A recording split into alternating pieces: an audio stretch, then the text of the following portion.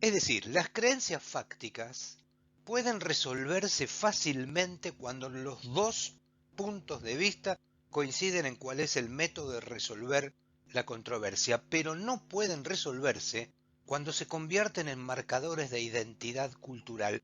No es solamente que yo creo esto, yo soy eso.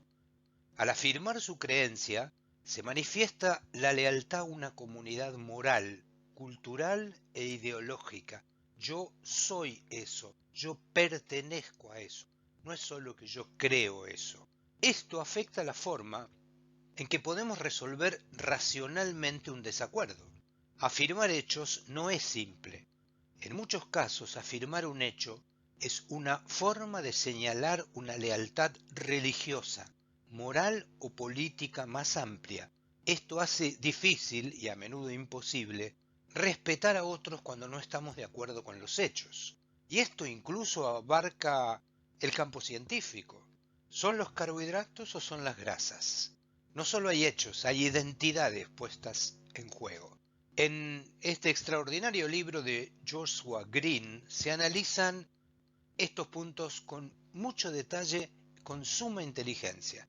Recuerden que el objetivo de esta pequeña charla es aportar ideas que nos ayuden a pensar por qué nuestras controversias actuales se polarizan y escalan hasta adquirir un grado de violencia inusitado, pero no se resuelven.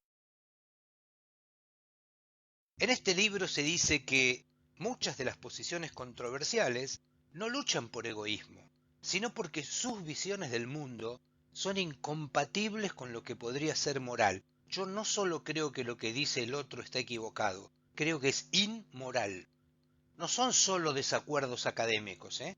La filosofía de cada tribu está entretejida con los valores que rigen sus propias vidas. Yo soy low carb, yo soy low fat. Cada tribu tiene entonces su propia versión del sentido común moral. La tragedia de la moral del sentido común es tal vez la tragedia central de la vida moderna detrás de lo que nos divide y nos polariza. Hay diferencias entre problemas que nuestros cerebros fueron diseñados para resolver y los problemas que enfrentamos hoy. Recuerden que escuchar un ruido detrás en la noche oscura de la sabana se resuelve fácilmente pensando que es un predador y huyendo. Pero la clase de problemas que hoy enfrentamos son otros. Sin embargo, los recursos con que los enfrentamos son los mismos. Básicamente, dice Joshua Green, hay dos tipos principales de problemas morales. Uno es el problema de yo frente a nosotros, a mi propio grupo, donde puede haber egoísmo o altruismo dentro de mi propio grupo. Este es el problema que nuestros cerebros morales pueden resolver, la lealtad a nuestros grupos. Pero el problema moderno no está entre yo frente a las demás personas de mi grupo, sino a nosotros contra ellos, a nuestros intereses y valores frente a los suyos. Yo defiendo una posición, usted defiende otra posición, yo soy moral, usted es inmoral.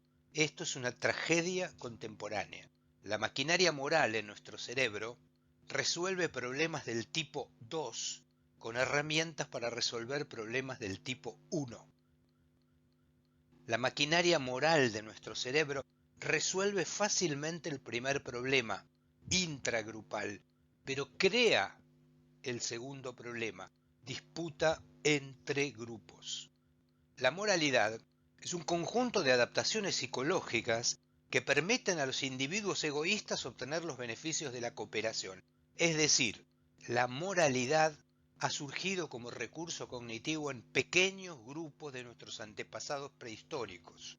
Esto nos permite compartir, cooperar dentro del grupo, lo cual ha sido muy útil a la supervivencia, pero crea un problema adjunto, y es que nos enfrenta a grupos ajenos. Dice Joshua Green que las tribus apelan a la pasión como una emoción muy poderosa para desarrollar un profundo sentido de identidad con el grupo al que pertenecemos. Esto satisface una necesidad primitiva de sentirnos y de reconocernos como parte de un colectivo, hay incluso mecanismos biológicos que aseguran esta pertenencia. Nos definimos a nosotros mismos por el grupo al que pertenecemos, pero tal vez sea más importante recordar que también nos definimos a nosotros mismos por los grupos a los que no pertenecemos. Los rituales, las ceremonias, potencian nuestra afiliación al grupo. Pero los rituales no son solamente las danzas de las tribus primitivas. Un ritual también puede ser una convención o un congreso científico. La conciencia colectiva de pertenecer a un grupo facilita la empatía y nos permite entender los sentimientos y los pensamientos del resto de los miembros de nuestro propio grupo porque son los mismos que los nuestros. Émile Bruneau dice que la hostilidad entre grupos se produce porque se produce antes una brecha de empatía.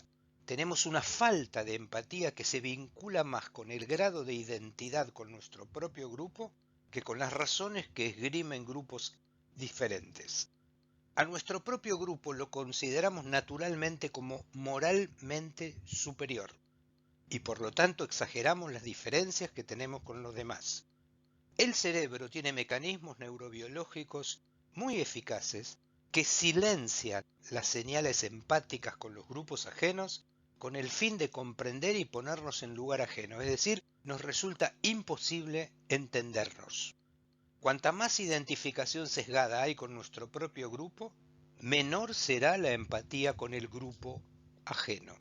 Estamos, en muchas de las controversias contemporáneas, apelando a mecanismos evolutivos primitivos, preparados y evolucionados para operar eficientemente en contextos muy diferentes a los que operan en la actualidad. Esos mecanismos cognitivos operan para fenómenos simples con alta eficiencia, pero son altamente perjudiciales para abordar fenómenos complejos. Algunos desacuerdos, entonces, se refieren a asuntos fácticos, pero resultan casi imposibles de ser resueltos, porque grupos antagónicos no coinciden en el método común para resolverlo. La democracia, por ejemplo, se ha centrado en gran medida en desacuerdos morales y políticos. Se supone que no habría desacuerdos fácticos importantes a considerar porque todos consideramos que hay un método común, por ejemplo, la ciencia o las evidencias científicas para resolver los desacuerdos. En general damos por sentado que todos estaremos de acuerdo en los hechos, pero la verdad es que eso suele no ocurrir. Este supuesto hoy en día ya no es adecuado, si es que alguna vez lo fue. Es decir, estamos en desacuerdo no solo en la interpretación, sino en los hechos. Estamos en desacuerdo no solo en la valoración, sino en la constitución de aquello que nos separa. Esto hace que las controversias resulten imposibles de ser resueltas por métodos racionales. Los escenarios donde estos desacuerdos operan son muchos, son casi todos los escenarios de la vida cotidiana.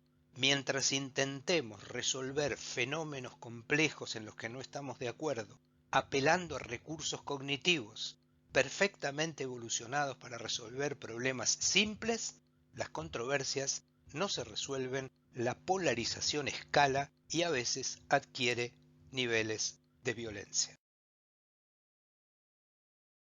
Esto ocurre en fenómenos cotidianos, como por ejemplo el calentamiento climático, donde no es que algunos creen que existe y otros creen que no existe, es que hay desacuerdo en la forma de decidir si existe o no existe, es decir, por ejemplo, no se considera que la ciencia sea una forma de resolver el desacuerdo. Lo mismo ocurre con la homeopatía, con los tratamientos florales, con la aromoterapia. Lo mismo ocurre con aquellos que creen que la Tierra es plana. No es un problema solamente de opiniones, es un problema de hechos. Aquello que podría resolver este desacuerdo, por ejemplo la ciencia, es considerada como el método adecuado o el punto de inferencia para unos, pero no para los otros. En consecuencia, el desacuerdo no tiene solución. Un desacuerdo profundo, entonces, surge cuando no solo estamos en desacuerdo sobre los hechos, sino, muy especialmente, cuando estamos en desacuerdo sobre cuál es la mejor forma de tener creencias verdaderas. Si yo creo que la forma de tener una creencia verdadera sobre los fenómenos celestes es la astronomía, pero otra persona cree que la mejor forma de obtener ese conocimiento es la astrología, no hay forma posible de acuerdo. Sobre cómo reunir y evaluar la evidencia, es decir, qué considero yo una prueba y qué considera la otra persona una prueba, es decir, que los desacuerdos se hacen insolubles cuando el desacuerdo es metodológico. Es la forma que toman hoy la mayoría de los desacuerdos sociales, pero también los desacuerdos científicos. Si no hay un método o un procedimiento de prueba en que ambas partes estén de acuerdo, estamos atrapados en un conflicto que no tiene solución. Los desacuerdos profundos, entonces, son en cierto sentido irresolubles. Hablamos lenguajes diferentes, analizamos los mismos hechos con puntos de referencia diferentes.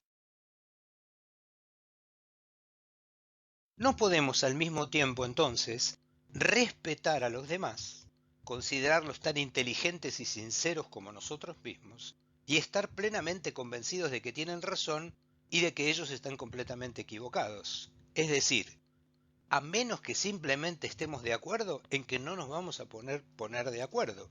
¿Por qué no estamos de acuerdo cuando existen datos válidos y conocibles, cuando vivimos en el mismo mundo, tenemos las mismas habilidades cognitivas y el acceso a la misma información?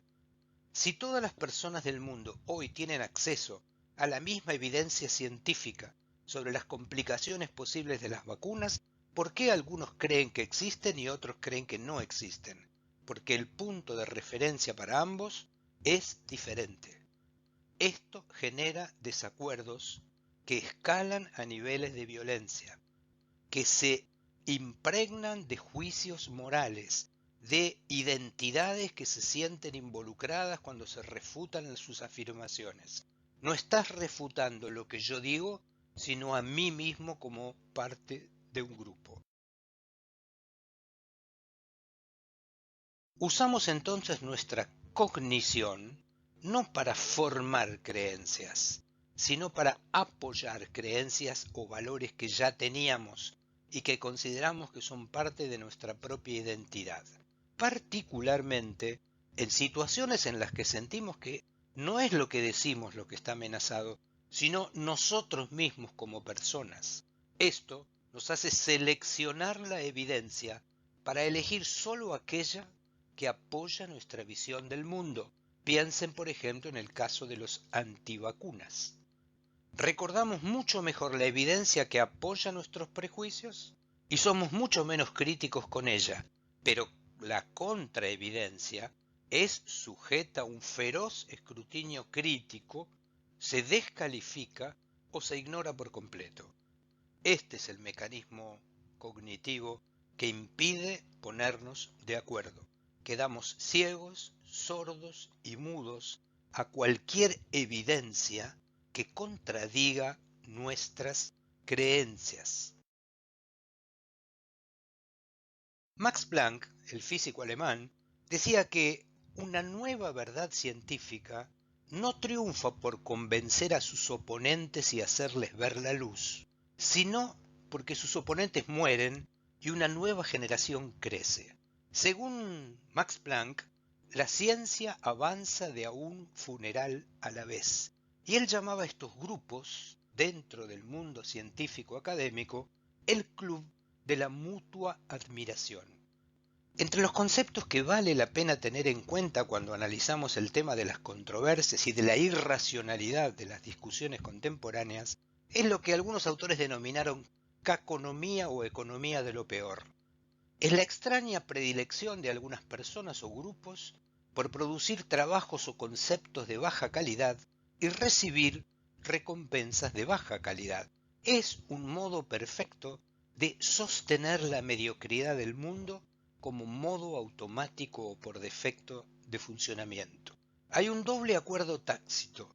Teatralizamos, simulamos eficiencia y rigor, pero sabemos que no lo tenemos. En un fantástico libro, Gloria Origgi, una intelectual italiana, dice: Si una de las dos partes genera un resultado que sobresale por su alta calidad y rompe así las reglas de la caconomía, la otra parte se considera víctima de un abuso de confianza, se considera ofendida, agredida por la alta calidad de las evidencias que mostrás para contradecir sus afirmaciones. Hay un pacto general que reduce las expectativas, le confiere un tono más tranquilo, relajado a la vida, una zona de confort intelectual que nos instala en una mediocridad permanente donde casi todos prefieren quedarse. La aceptación del estatuto de la caconomía, de la mediocridad, regula los intercambios intelectuales de la peor manera posible. Es una forma contemporánea de insensatez colectiva. Como ven en estas curvas, la hipótesis de Max Planck se confirma. A medida que los colaboradores que sostienen una idea mueren y aquellos que la refutan no sobreviven, aparecen en las publicaciones científicas nuevas ideas. En el libro de Gloria Origgi sobre reputación se analiza con mucha altura intelectual este fenómeno contemporáneo. Como ya hemos visto en otra de estas charlas grabadas en video y que pueden encontrar en Intramed, hay mucha evidencia científica que afirma y demuestra con diseños experimentales rigurosos que las personas tomamos decisiones morales, decidimos si algo es bueno o malo muy rápidamente y con muy poca información. Algunas de las conclusiones a las que arribaba ese trabajo publicado en Intramed decía que las personas clasificamos con mucha facilidad a las cosas como buenas o malas. Esto ha sido una adaptación evolutiva muy útil en épocas ancestrales, pero muy peligrosa al enfrentar los problemas complejos de la vida contemporánea. Las personas no nos damos cuenta de la inmediatez de nuestros propios juicios. Suponemos erróneamente que nuestros juicios se derivan de un análisis cuidadoso de la información y de las evidencias disponibles y no de un salto apresurado hacia las conclusiones. Se cree, utópicamente, que en la era del acceso ilimitado a la información, nuestras opiniones deberían ser fundadas, científicamente respaldadas, pero esto no es así. Estas investigaciones sugieren que el mero acceso a la información no es suficiente. Incluso después de pagar los costos del esfuerzo de adquirir información, esa información no está incorporada a nuestros juicios, porque los juicios se hacen automáticamente y mucho antes de considerar las evidencias necesarias. Es decir, en plena época de la información, nuestros mecanismos cognitivos con los que procesamos esa información siguen siendo, en gran medida, los mecanismos cognitivos más primitivos de la especie.